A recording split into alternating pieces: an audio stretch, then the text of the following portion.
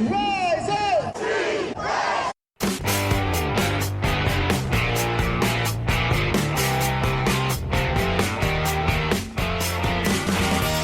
This is the Rise Up See Red podcast, all about the Arizona Cardinals and the NFL, featuring insider and outsider perspectives. Enjoy the best hour of Cardinals talk on the web. Now here are your hosts, Jess Root and Seth Cox.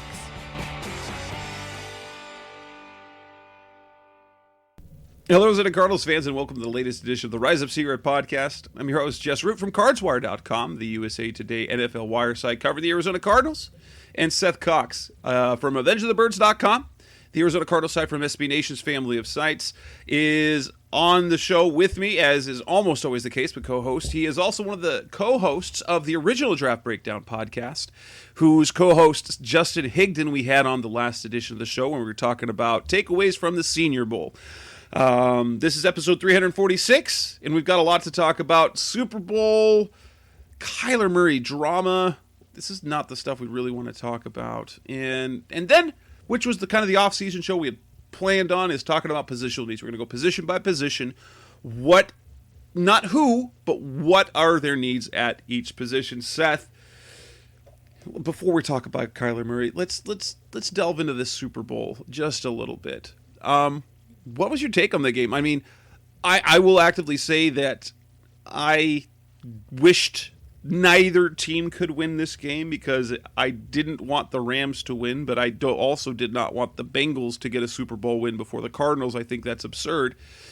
And also the notion of that the Cardinals had lost to the eventual, and if the Super Bowl champions, that softens at least a little bit the loss. On my betting preview for Sportsbook Wire, I had the Rams winning, covering, and the total going under. And if it weren't for a botched extra point attempt by the Rams early in the game, I would have hit on all three. But Super Bowl takeaways from you. What did you think overall of the game?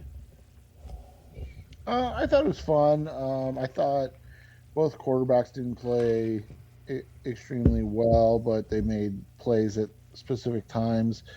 We even saw that the two best plays from Joe Burrow were an insane one-handed catch by Jamar Chase and a clear penalty that got missed on T. Higgins for a touchdown. And I think that was 124 of his yards and his only touchdown in the game. But, those guys gave their team a chance on both sides. I think you saw how valuable receivers are. We saw Odell Beckham Jr. blow out his knee on a bad throw from Matthew Stafford behind him. So, if he hits him in stride, who knows when that thing, pops. But it definitely took the flow out of their offense for a while. And my goodness, Cooper Kupp. Holy cow. Yeah, and Kupp, I don't even know if he should have been in on that last play. After the headshot he took on the previous one, right? Player safety. Right, but at least I can say it was the Super Bowl, so I'll give him that. That's a little different than, week 3 of the NFL season when some of these guys are like, no, I'm fine, I can keep playing. But man, I think at the end of the day, you just saw that Aaron Donald is maybe the best player in the world. He's definitely the best defensive player in the world. And all of that, produced an enthralling game until Donald decided that the game was going to be over, right? He was like, well, I'm not going to let this get as close as it looks like it's going to be. And so it was a fascinating game. I think if you really paid attention, I thought that you saw that all these coaches and quarterbacks all have flaws. And what I mean by that is, you go watch that game back, right? You go watch how that game went, and the ebbs and flows of the game. And there were issues from Burrow. There were issues from obviously Matthew Stafford with the 2 interceptions. And then there were issues from Zach Taylor and Sean McVay, and Sean McVay is supposed to be the best new coach in the NFL. And there were decisions he made in the game that you were literally like, what are you doing, man? And so all that to say is, I think when you look at the quarterback situation, the coach situation, the Cardinals are in a good spot. I think when you look at the talent situation at certain positions, and when you look at it from the Bengals perspective and you see their offensive talent, especially when you look at their running backs and wide receivers, and then you look at the Rams defensive talent, not just the all pro, all world Aaron Donald, but I mean, when you're talking about they're going to get a guy like Von Miller during the trade deadline, 2 years ago, trading away a bunch of picks for Jalen Ramsey. All of that has set this team up to be great. And that's what you have to look at, the short and long term aspects of, is can the Cardinals do something similar, or are they going to have to go the Bengals route where it's a lot of like veterans playing one great season, staying healthy for the most part, and then a lot of youth along the offensive side of the ball, all growing together? Right. You saw two different ways to build a team, obviously, and if you look at the Bengals, they actually match a lot of the Chiefs championship team 2 years ago, because that is a great. They have the offensive weapons, but what they went out and did is invested in veterans on the defense to improve that defense, and honestly, that was probably the difference this year. Well, it's two major differences. One, the defense was good, and two, they invested youth on offense. They happened to hit the jackpot with Jamar Chase. I think, I don't think we can understate. Goodness, how great he is of a player. I don't feel bad in saying he's probably a top 5 receiver already. He has every single trait, because he's got the speed, he's got the catch radius, the route running ability, he's got the length. He is a special player, and most of us, you probably look across the board, a lot of analysts felt that they should take an offensive lineman, take like a Penei Sewell or Sean Slater, whoever it was, to protect Joe Burrow instead of going and getting the playmaker. And at least because of just how good Chase was, that was the right pick, because it elevated. Look how much better Burrow was with it. It was very much like when they added Hopkins, and for Josh Allen when they had Stephon Diggs.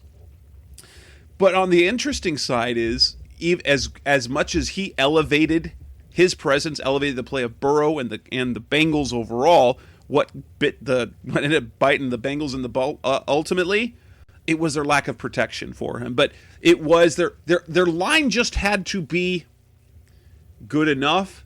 Unfortunately, that wasn't good enough against a Rams team that, they built it differently. They sold out. They sold their future for a championship now and got it.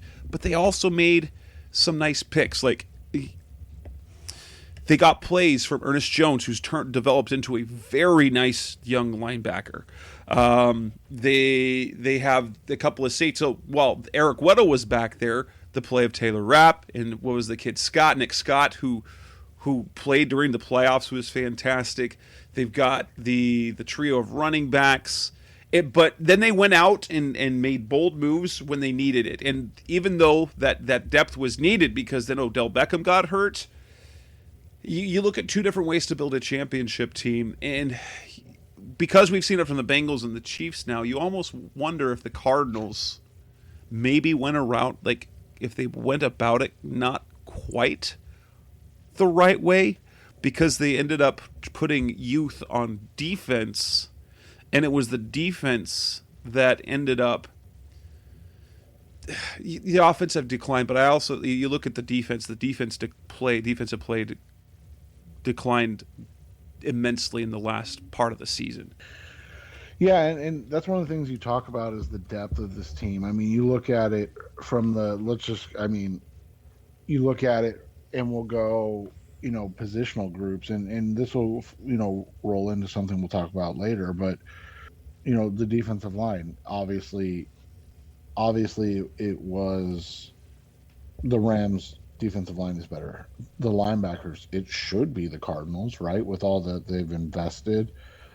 But a lot of times that play of the defensive line makes the linebackers better and allows them to do more things. And that's just quite frankly what it is. I'm not sure if you took Dearness Jones and put him on the Cardinals that he's even getting reps, right?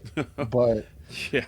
but playing behind Ashawn Robinson, who's a guy you and I talked about the Cardinals signing, right? Like they needed a big run-stopping defensive tackle. That was Ashawn Robinson, and then of course Aaron Donald, and then Leonard Floyd, who's turned into just a dynamic, secondary pass rusher. And then when Floyd becomes your third pass rusher because you've got Donald and then Von Miller, like that's just It's devastating. nightmare. Their defense was, well, and ultimately that Rams team, they became the team we thought they were going to be entering this season. And I said that in the last couple of shows, is that despite the disappointment and everything that happened with the Cardinals, what you saw at the end of the year was the Rams being, to take Dennis, like they are who they are who we thought they were.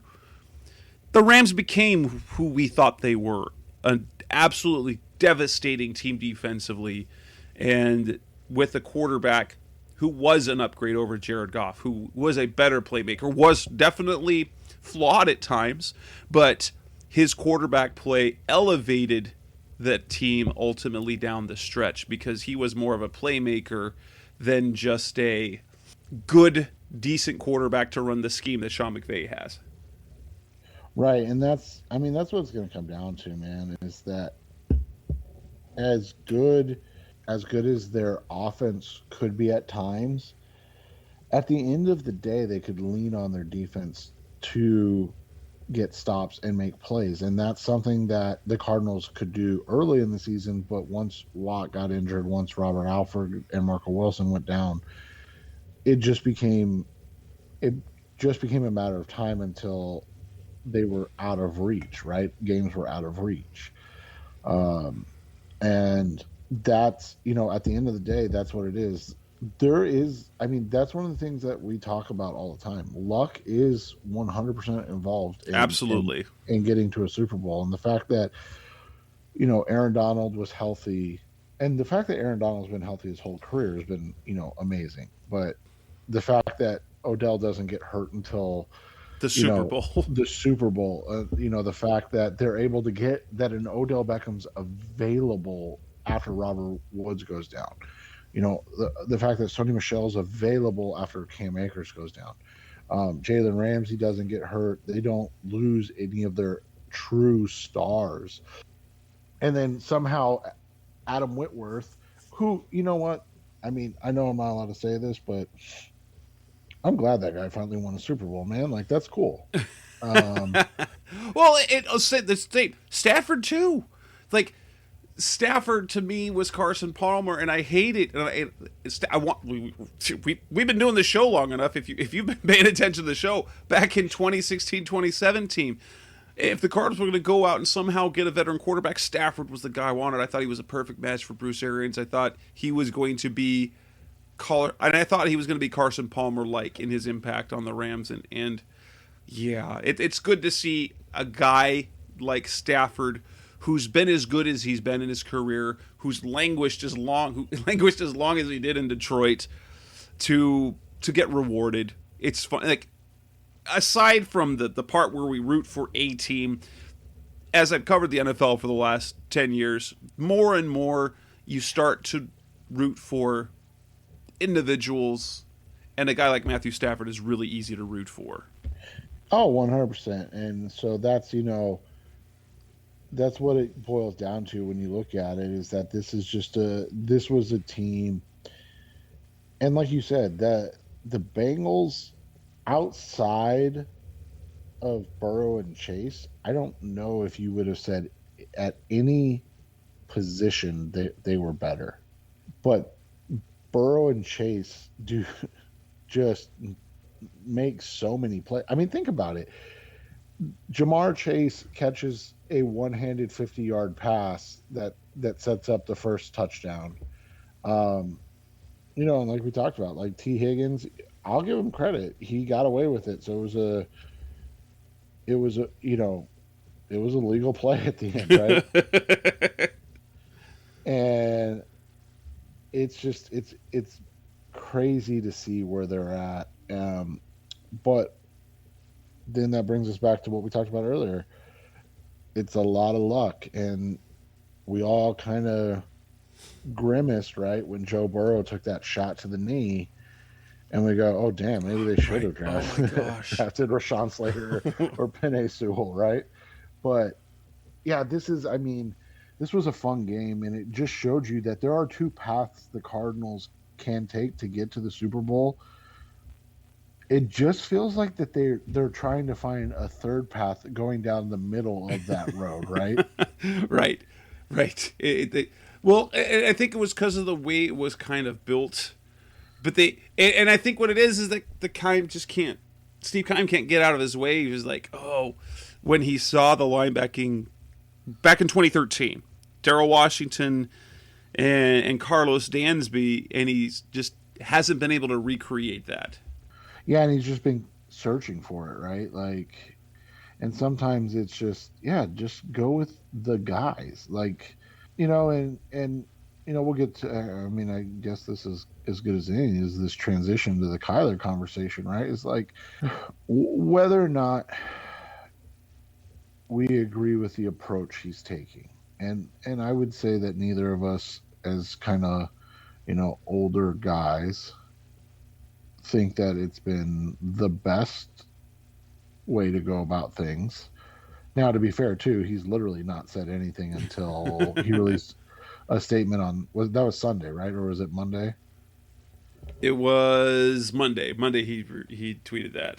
Yeah, and so he finally released a statement. So that was literally the first thing he said at all, because before that it was just a bunch of us, all discussing what we thought it meant, right? Like, oh, this is what that means. That he deleted all his posts, so that means he's breaking up with the Cardinals. But yeah, so yeah, it's an interesting thing. But I think when you look at it from that perspective, it does go into where this is going. One of the things that gets noted a lot on Twitter, and again, I'm not going to say it's the appropriate way to do things, is Kyler likes a lot of comments about Tristan Wirfs and CD Lamb, and an inordinate amount where you go, I wonder if he's trying to say something here. So yeah, let's pause right there and come back to this topic real quick. So coming next on the Rise Up C-Red podcast, the best of Cardinals talk on the web, we will talk about the whole Kyler Murray scenario. We thought we were going to be done with this when it was just an Instagram thing. It's gotten a whole lot worse, guys. It's coming up next on Rise Up C-Red.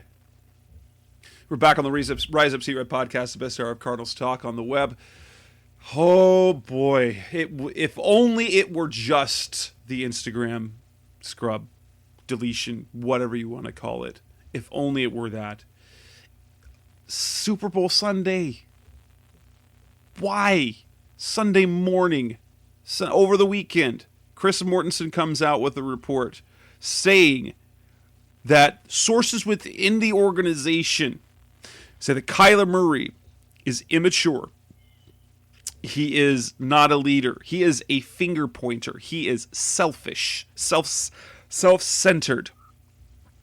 What in the world is this organization doing if it's leaking that now? And Kyler rightly feels like he's being blamed for it. So first and foremost, on Twitter, for those of you who know me, I haven't been much to make a lot of waves of Twitter, but I think I've made more enemies on Twitter in the last week tweeting about Kyler and Steve Keim than I have in the last decade. That said, I don't understand. So while Kyler is not flawed, he is their franchise quarterback, and probably I'll say he's the best young quarterback this franchise has ever had. He might be the greatest quarterback if he continues on his. He'll be the greatest quarterback. In fact, he's done some things that not even Kurt Warner, not even Carson Palmer has done. And I know people like to gripe at the idea of Pro Bowls. He's been to more Pro Bowls than either. He's been to as many Pro Bowls as Carson Palmer and Kurt Warner combined.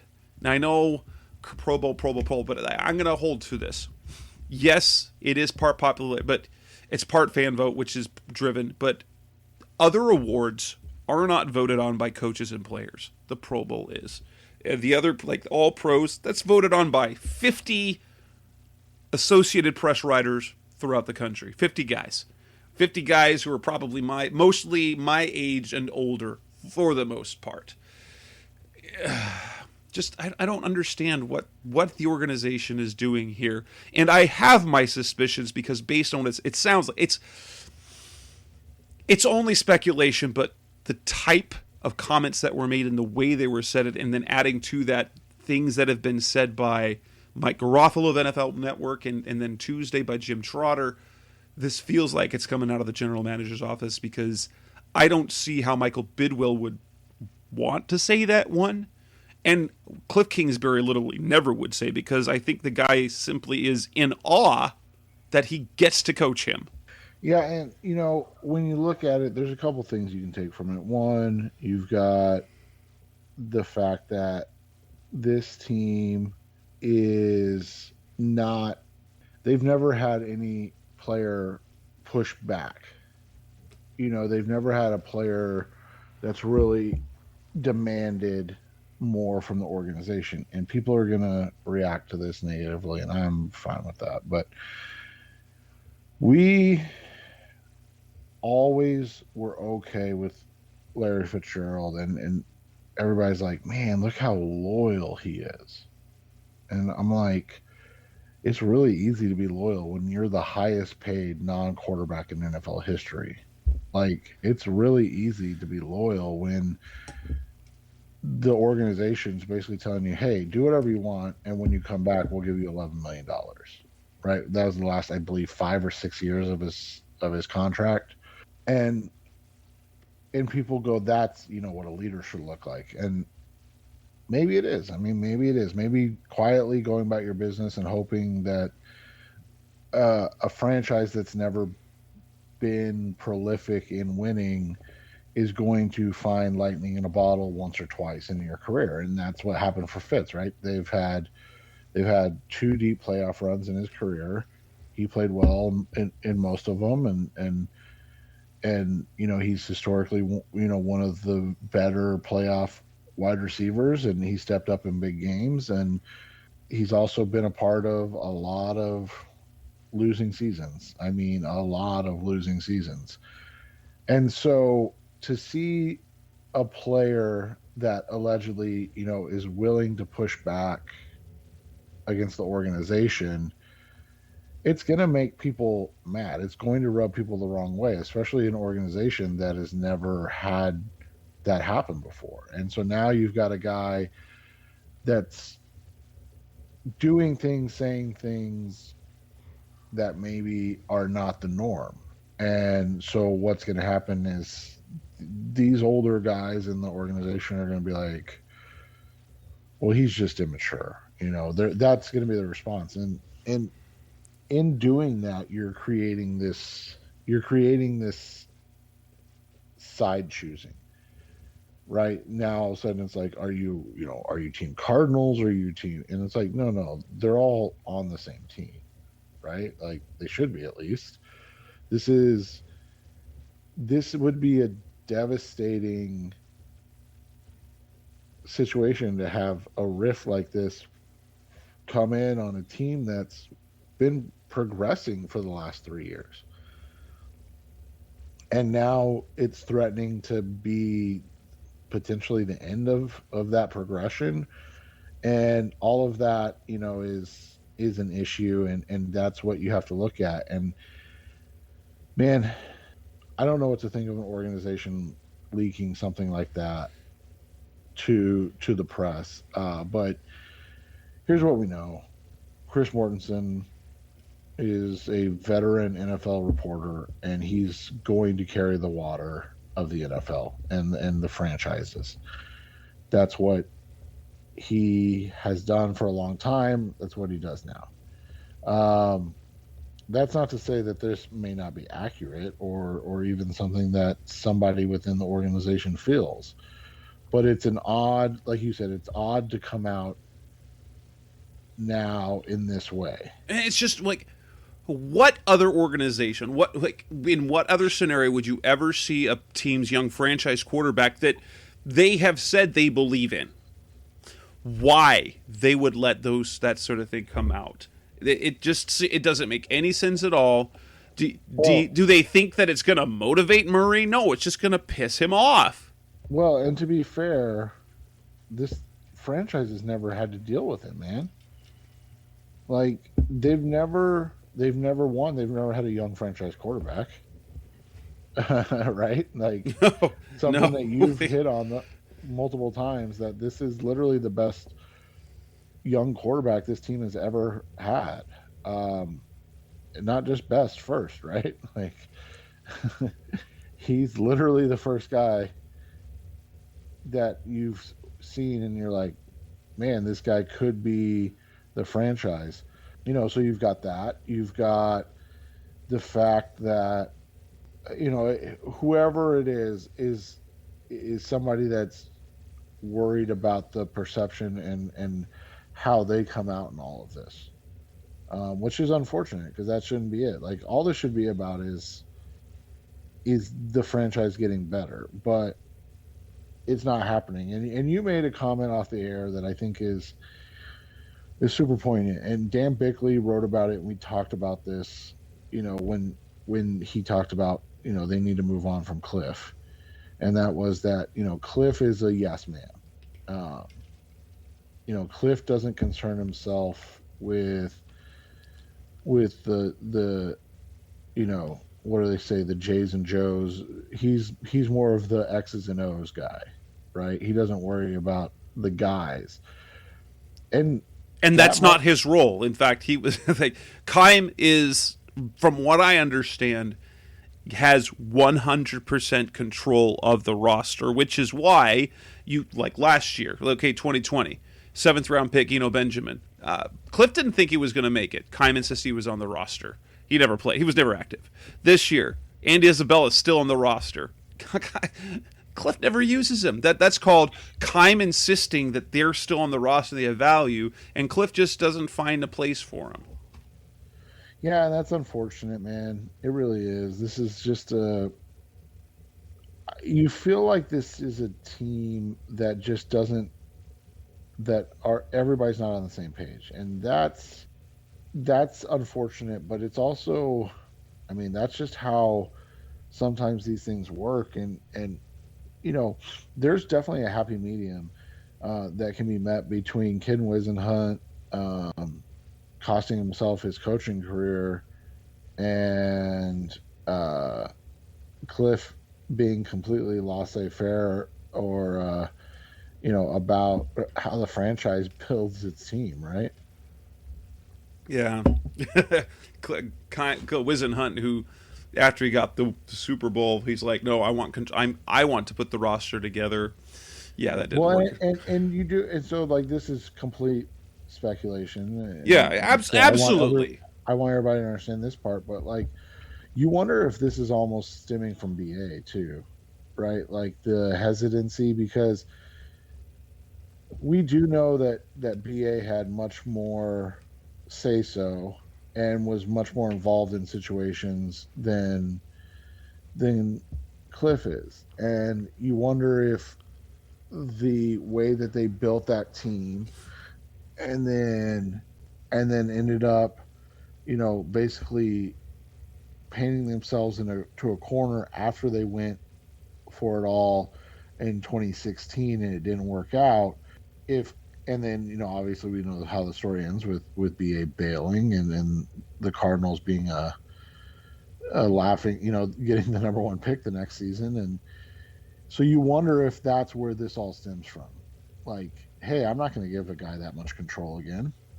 I'm going to be the guy that makes the decisions. I'm going to be the guy that builds this roster, and I'm not going to let anybody tell me how to do it or what to do, and then I'm going to live and die by that situation. And so, and if he keeps it up, it's yeah, gonna be the end of him. right. And that's the thing. So if that's almost begrudgingly, you kind of have to respect it, right? You're like, well, apparently you're okay losing your job because you're just so intent on making sure that it's done your way.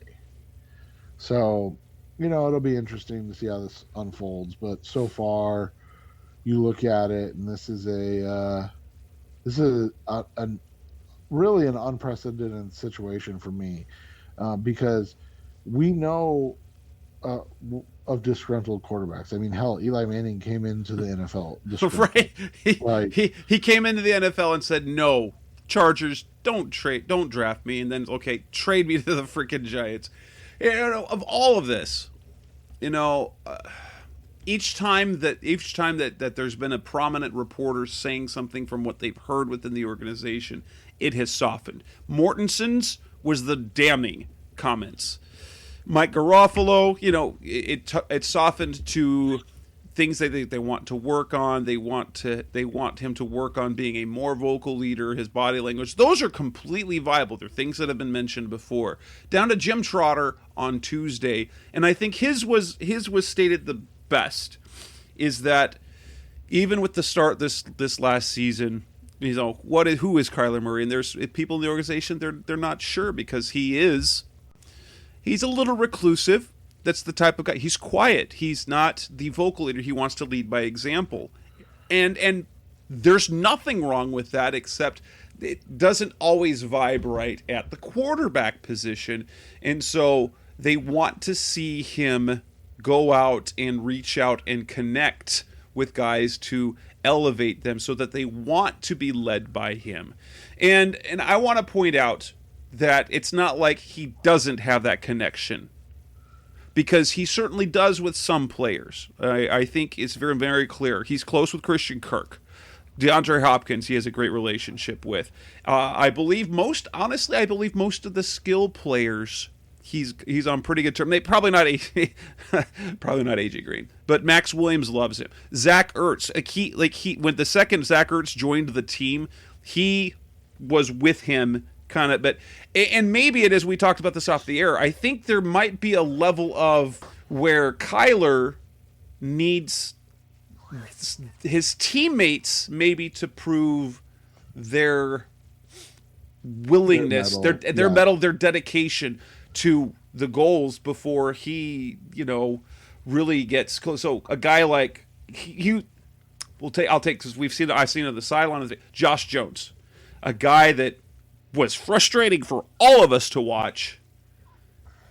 Kyler has some issues with, I'm sure, because he keeps messing up on mental stuff, which is really hard for him to tolerate. And so if we're saying that he's a very good quarterback who's a franchise, we know he is a franchise quarterback. I believe that. He's a franchise quarterback who has things to work on. Every quarterback has things to work on, but we cannot have someone in organization within that front office talking about their young quarterback in that way. It's inexcusable. Right, exactly, and that's the only way you can look at it from that perspective, is that it's just not something that can happen, and it's not something that happens in great organizations. And what we mean by that is you look at the situation in Seattle. It's a nightmare, and there's a lot of concerns for a number of these guys about how this is going to finish. But you haven't heard anything about Russell. Aaron Rodgers has basically turned into a giant, walking billboard of an issue. And what do the Packers do? They basically just say, "Please don't leave. We will do whatever you want. Here's $50 million, and we'll go get who are your buddies? Like, who do you want to play with? That's who we'll go get for you." We'll go get Cobb. We'll get him Yeah, back. we'll go get Randall Cobb back because we know you like him, and even though he's not, he's got no juice left in the tank. Like that's, and you and I are not saying that's what the Cardinals need to do, but I don't think it's unreasonable to give your franchise quarterback some decision making things.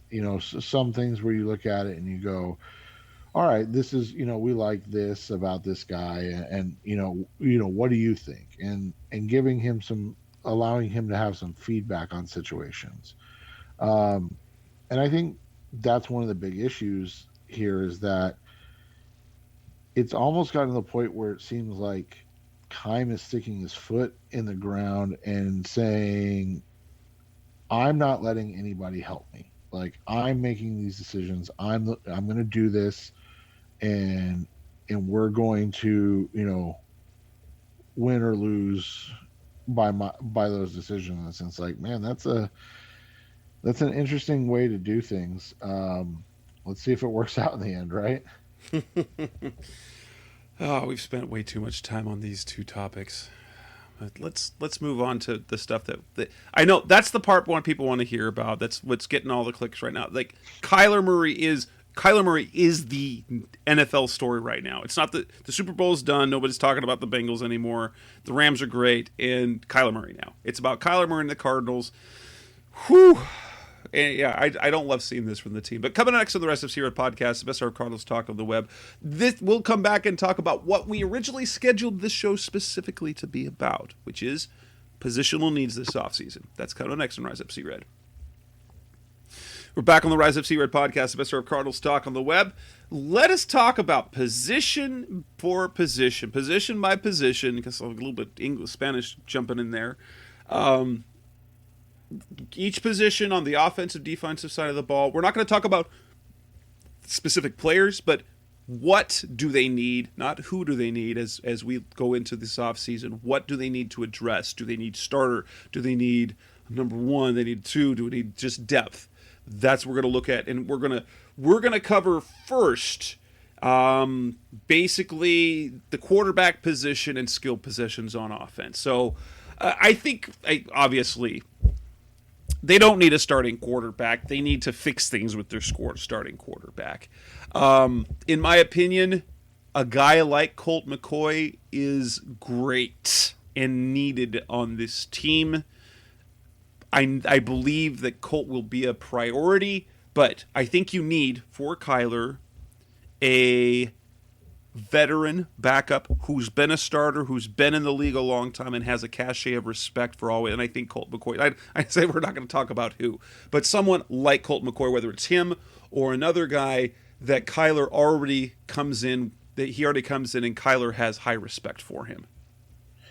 Yeah, somebody that he can trust and work with, and that's all, that's all stuff that they need right now is, I think, just a veteran that can kind of do what Colt did this year. I think re-signing Colt just makes too much sense. Right. Yeah. And he has, it's perfect because he was a star in Texas. Cliff has said this. Kyler already respected the hell out of him when he was in high school. Colt McCoy was Texas football. He was the star. And were it not, he talked about this before, is that were it not for that injury in the championship, his career in the NFL might have gone much, much differently. And I also have said before, had he come into the league the way the quarterback position is being played now, he might still be a star.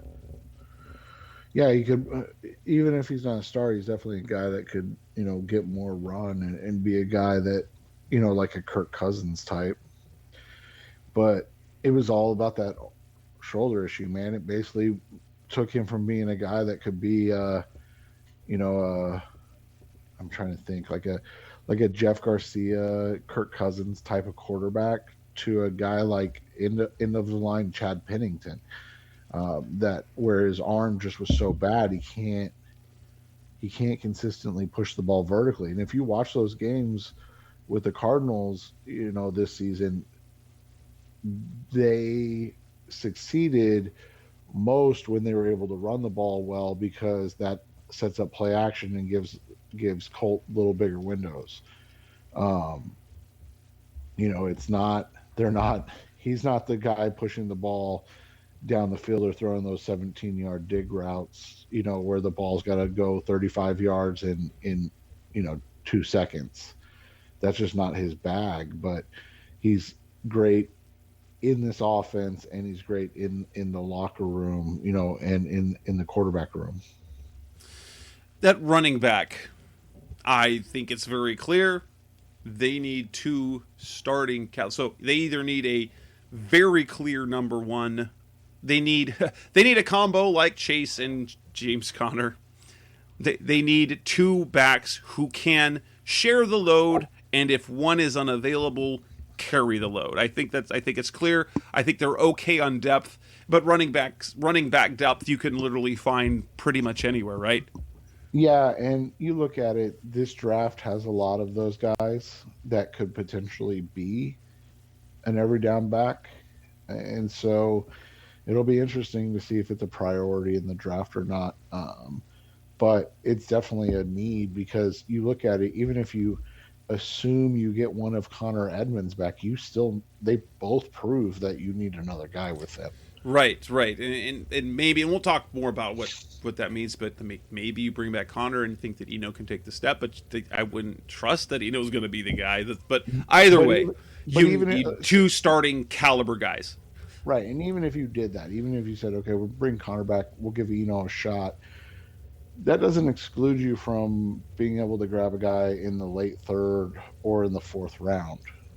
In fact, that's what that would do is you'd say, hey, a guy that we talked about last week, hey, Brian Robinson, right, from Alabama, you're 6'2" and 240 or 230 pounds, and have very little wear for most Bama running backs. Come run here, that type of stuff. So, but yeah, I think you're correct, and I think that's what it's hard to be like, oh, this is a priority, but I think in this offense, you've seen that it is a priority. Yeah. At wide receiver, you obviously have DeAndre Hopkins. You've got both Christian Kirk and A.J. Green as free agents. But I think that the presence of Rondale Moore makes it that really the only absolute need is to get a very good Z receiver, like a top two. Like a top end number 2 receiver. Yeah, you need a T. Higgins. You need a Michael Pittman Jr. You need a who's the name's escaping me right now, but the kid with the Chargers, like a Mike Williams type. Like those are the guys that you need outside to pair with one Kyler, but two to pair with DeAndre. And so I think it's a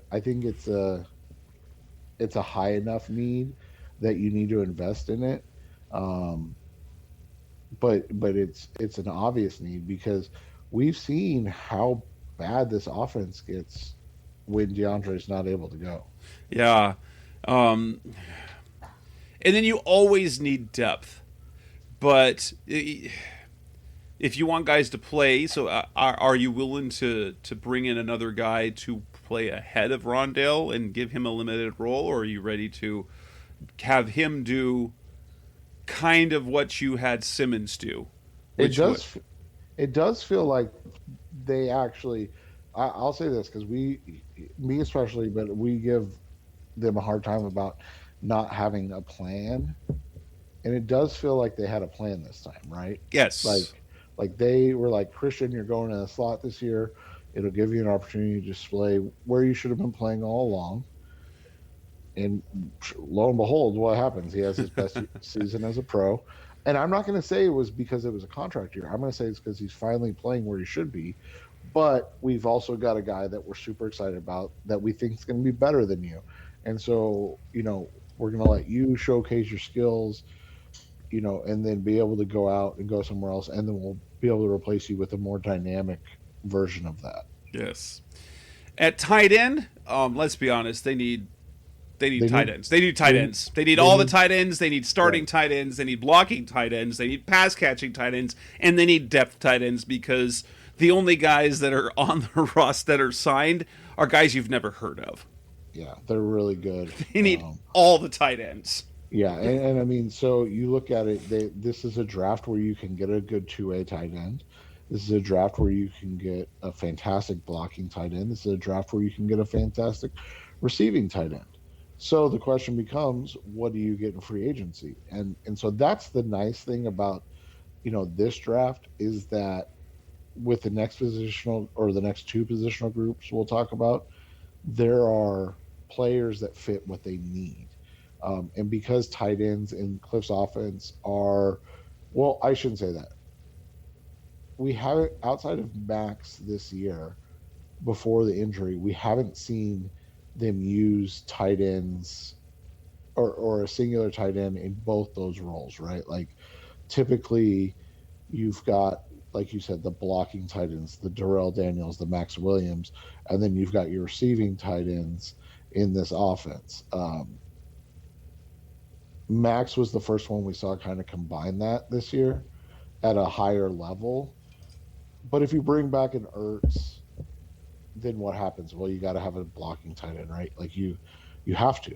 I mean, I love Zach Ertz. I thought he and Kyler's rapport was amazing considering when and where they picked him up, right?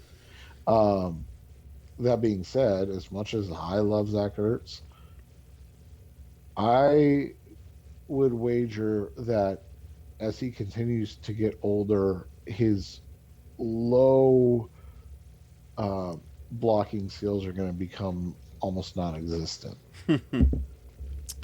Coming up next on the Rise Up See Red podcast, the best hour of Cardinals talk on the web. Let's go to the next group of players, which basically was talk on the big guys up front, offensive line, defensive line, linebackers, and the pass rushers. That's coming up next on Rise Up See Red. Back on the Rise of Sea Red podcast, the best hour of Cardinals talk, the positional needs on the offensive line. I think if we look at left tackle, not an immediate need. I think I'm comfortable with entering the season with DJ Humphries as your starter, as captain. He's very good. He did not play well. He didn't play great the second half of the season, but he's still one of the better starting tackles in the NFL. But we do want someone developing behind him. So you want to trust whoever who can come in, whether that's Kelvin Beachum, who's still under contract. So I look at the offensive line. You need someone who could be a fill in it at left tackle. Both guard positions are major question marks. Center, you're good. Right tackle, you're probably good as well. Yeah, so, I mean, the only question you have with DJ is, do you extend him or cut him? And I know people are saying, well, Jess just said he's comfortable with him being there. I don't know if you can keep him at 15.5 this year. And I'm not saying he's not worth that, but just with all the needs that they're going to have and then the type cap space, you're going to have to make a decision. You cut him and save, I think it's like 11-ish million, so you have 4.5 dead money. Or do you extend him and then put some of that owed money into a bonus and then, you get fancy and then maybe you give him $11.5 million bonus and now all of a sudden his cap is just $4 million. Right. So like those are the decisions you have to make on him. Like you said, Beacham's back, and then Hudson's back. So they definitely need two guards. Jones early in the season played well at guard, and then he just kind of became a disaster It's towards. weird because like he started off solid. If you watch that offensive line play at the beginning of the year, it was so cohesive, so solid. And It then was it when was like, yeah, when Hudson went out, they just couldn't find their way all of a sudden. well, and even before that, it was when Beecham was out and you had Josh Jones at right tackle, and then he went back in at guard. He didn't know how to play guard anymore. Yeah, yeah, and it's funny. I mean, it sucks, but it is what it is. Yeah, but I mean, I would say your level of need at those positions is high, and it could become like a red alert thing. Is if they decide that the best thing for the team to do is to cut DJ Humphreys, and that's another conversation and podcast for another day. Oh, then that's a bad move for the locker room, but Right, but you also have to look at cap space. I mean, that's one of the things you have to do for this season, because they're in a weird spot where people are going to blame Cliff and Kyler, but if they don't find a way to create cap space to bring in two guards, to bring in a wide receiver or a tight end and a running back, to bring in a defensive lineman and a pass rusher, this is going to be a team that you're going to be like, man, are they even going to be able to compete to make the playoffs this year? Because they have those holes, and you can't go in. I mean, even Max Garcia is a free agent, right? So like, yes. you can't you can't go in with the idea of Josh Jones and Sean Harlow as your guards. Like, so between Garcia and the decision they have on Justin Pugh, all of these situations are going to be difficult. But it's I mean, outside of the next positional group, I don't know if there's a higher need on the roster. Right. And we go to the defensive line. That's a tricky one because you have a guy in Zach Allen who looks like he's kind of broken out, Yeah. and like this would be the year where he should have a monster year, in a contract year and everything, and you still got J.J. Watt. So, but And you and still you've got young, technically, and you've technically still got Jordan Phillips, and you've got young talent that they. And I'll say this: they're a player that low key the Cardinals love is Rashard Lawrence. yeah, and that's the thing is you've got high end might be strong. You've got very good starters, I'm going to and say they and probably need they starter need quality. They need. they need that's what I was going to say. They need one more. So that's the thing is you look at it. They have Allen, who is, let's just say, above average. I think he's good, but because this was the first season that he was good, let's just say above average. You've got Watt, who's great when he plays. He's still all pro level, but you know, it's again that question of how many games is he going to give you, and then you've got a bunch of really, really, really good rotational players. Like you said, they love Rashard Lawrence. He's got to find a way to stay healthy. That's been his bugaboo since he was at LSU. Mm-hmm. Leki Fotu's a nice fit on this defense for a guy that gets 10 to 15 snaps a game. Same with Michael Dogby. All of those guys are are key contributors to a winning team. The But you problem is you need when that they high, you need the starter play to be higher. right when they're getting 20 plus snaps a game, it's a bad sign. And so you need a 2000, and I think it was 16 when Peters had that monster year.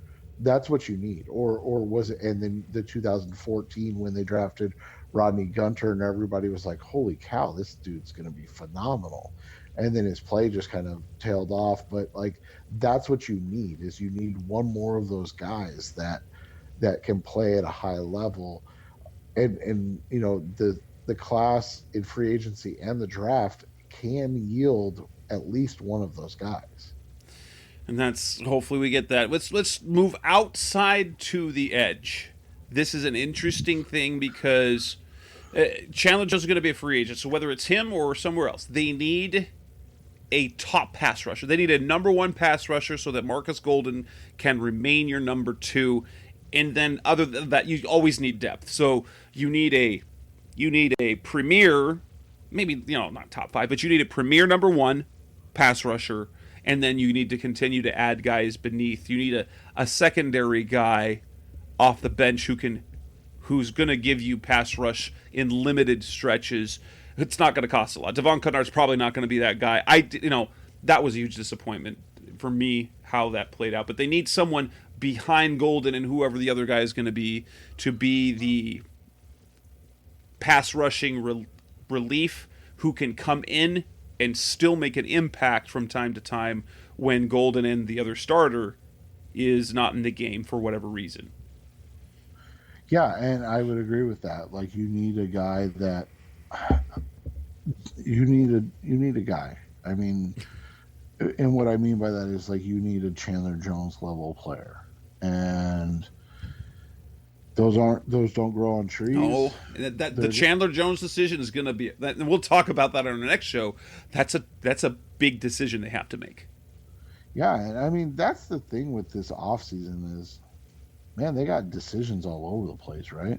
Like, they've got big decisions that they have to come down to and make heading into this offseason to decide the fate of the franchise, and so to speak. And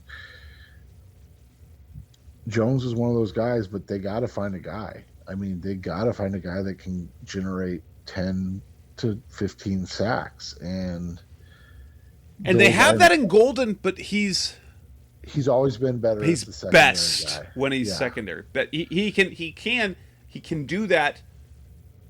He can do that sometimes. So here's my take on Golden as well. If you have a Golden-like player on the other side, Golden can still be great. Yeah, if you have two of those guys, you'll be fine. But you better make sure that you've got two of them, and not, like you said, like a Devon Kennard who just kind of disappointed in his time here. And then at the inside linebacker position, I'll be honest, I don't think the Cardinals need, like, in terms of needs, I don't think they have absolutely any need at that position, because you've got your veteran Hicks. Now, we don't know what's going to happen to him. So you're either going to keep him on the roster with Isaiah Simmons and Zaven Collins, and then your mishmash, and Tanner Vallejo's still under contract, so they like him. So that's a position they don't need to add anyone. It's just what they do with the guys that they have on the roster is going to be the question. Yeah, definitely. And so, I mean, if Walker and Vallejo are your backups to Simmons and Collins, I think you're okay with that, right? You'd think so, assuming that next year that Simmons and Collins are playing every down. Right. So that's the big thing. Coming up next on the Rise FC Red podcast, the best of our Cardinals talk on the web. We'll wrap up the show talking about the last few positions. We'll talk about the cornerbacks, the safeties, and then the specialists. That's coming up next on Rise FC Red. We're back on the Rise Up C Red podcast, the best of Cardinals talk on the web. Cornerback is another position of major concern. You have two, right? You need two. You need at least one who is definitely a starter, and a second who could be. Yeah, so I would say two. And again, this comes back to, this is a great draft to need corners. So if you end up with one in the draft and one in free agency, and that one in the draft is, a guy that is your fourth guy, I don't think there's anything wrong with that. I think that's actually a good thing for this team. I think, it's clearly been one of the biggest issues in the entire Kime regime. And then at safety, that is another position, like at inside backer. I don't think they have any need beyond depth. And the type of depth they need at safety are simply guys who can play special teams. You wonder with how well Deontay played this year and what they think of James Wiggins, if they're going to do anything, or if carrying both those guys who are injury prone, and I hate saying that. I mean, you know how much that kills me, but that are injury prone, if that's a bugaboo, and so they go with keeping Wiggins because he's more athletic and younger and more athletic, and then going to get a veteran, kind of like a Chris Banjo was a couple years ago when he was healthier and could play, more snaps. Yeah. I don't think you can. I don't think you can go two in the draft, or you go with one in the draft unless you change routes and you stick with Deontay and you're going to get rid of James. But like, you can't. You either have to go a veteran that can play in a pinch, or another young guy that can be a special teamer and a backup. You can't go in. I just don't feel like you can go in with like a Wiggins and a rookie. Like Well, that, it's weird because I thought Sean Williams. We thought that was going to be that guy that didn't make it out of camp. Yeah, and every year that happens, right? There's one that we're like, oh, this we see what they're doing, and then they don't, and you're like, huh, misread that one. Right. Well, what was weird about the Sean Williams one is because he was one of the guys that actually, he wasn't one of those just extra guys that they signed. They held a press conference for him. He addressed the media. That was one of the guys that sounded like they counted on being on the roster, and it turned out that they needed the special teams guys that they already had instead of him. That was such a weird move to me that offseason, because it made so much sense until it didn't. Yeah, until it didn't pan out. So we look at the specialist positions. We've got Andy Lee, who's a free agent. You've got Aaron Brewer, who's technically a free agent, and then you've got Matt Prater, who's got a year left on his deal. Obviously, you need a long snapper. Obviously, you need a punter. The question is whether they're going to go the long. I'd bring Brewer back, and I would find a new punter, and that's not a shot at Lee because he's really good, but I'd start to find some younger guys, because here's my thought process. Like you said, the Brewer, they basically sign every year, right? Like they bring him back every year. He had a 3-year deal, so this is the first time in a while he's been a free agent. So, but I mean, Matt Prater is the best kicker in football practically when he's got Lee and Brewer.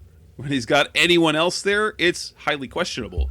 Yeah, and my only concern is this, and not that I disagree at all.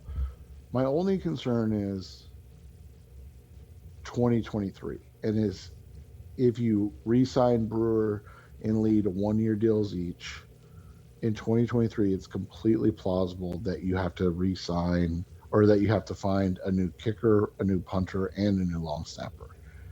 And that's just asking a lot, right? Like, so maybe this year you find the new punter, and then maybe next year you find another new kicker, depending on how Prater does and what kind of money you want to pay him.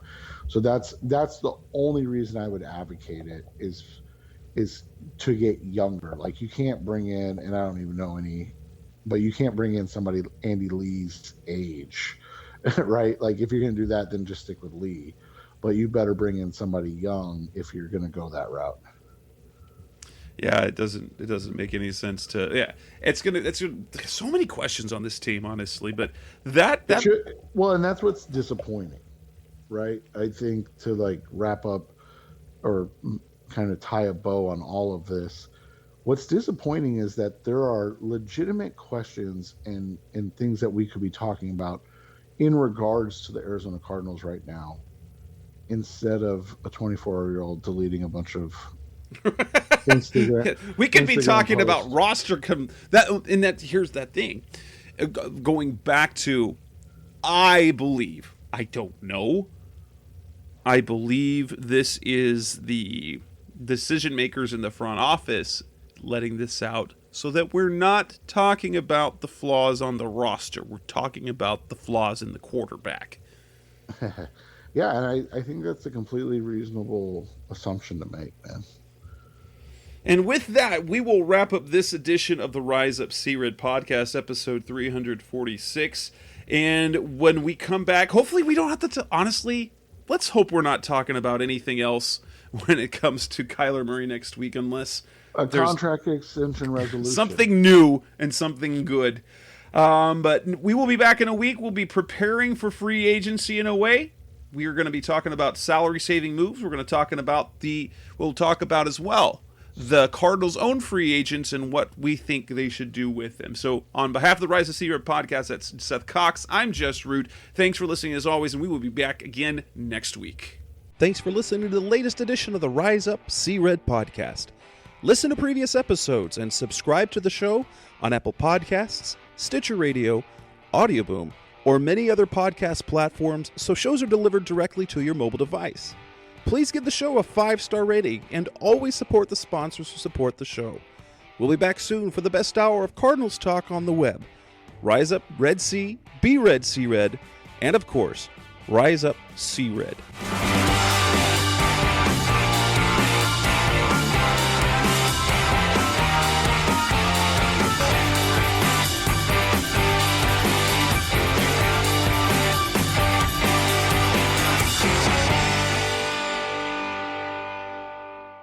Rise up!